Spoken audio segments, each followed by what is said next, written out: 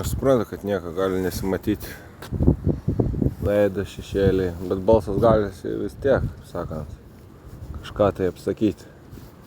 Padarė paprastai, lengvai, tau pylė nuodų ir šypsojos ilgai, nors sakytų, kad tau mes davėm su šitų vaistų. Naikinti yra labai lengva. Jeigu tu nori, aš tau galiu parodyti, kaip yra lengva naikinti. Bet žinok, kurti. Gali tik tai imti, vadinti savo kurtus, bandyti galvoti, kad tau gyvenime kažkas buvo užbūti. Ta vadinama, kai sako, jeigu esi visiškai blaivas, tai reiškia visiškai apsvaigęs. Jeigu esi truputį kažko išgėręs, to vadinamo legalaus parduotuvinio gėrimo. Jeigu esi nuo legalaus dalyko, to vadinamo dūmo, jau reiškia, kad esi neteisus. Taip ir gyvenam susidorojimo sistemai, kur kaip ten sakoma, tik duchai, kur neturi šautuvų, ragatkės. Bet jie visi nori sutrukdyti ir nori padaryti, kad būčiau negyvų. Badu marinti, kankinti, meluoti. Galų gale tiesiai šviesiai į akis sakyti, kad aš esu visiškai kitoks.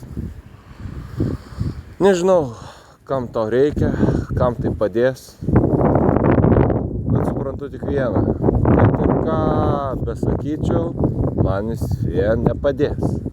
Bet ir ką tu besakytum, tu, kažkas ten toks, aukštas, didelis, ar ten mažas, silpnas, didelė galva,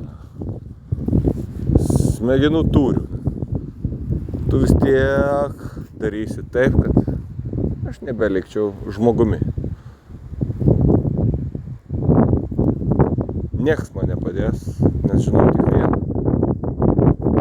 Šitie žmonės, kurie supa aplink mane daug metų, nesu tais, su kuriais norėjau susitikti, pabendrauti, o tie, kurie aplinkui savo šūdus man mėtė po kojom ir sakė, kad jie yra aukštesni ir gali padaryti daugiau negu aš gatvėje išgyvenau, gali pabučiuoti tiesiai į dešinę mano užpakalio pusę.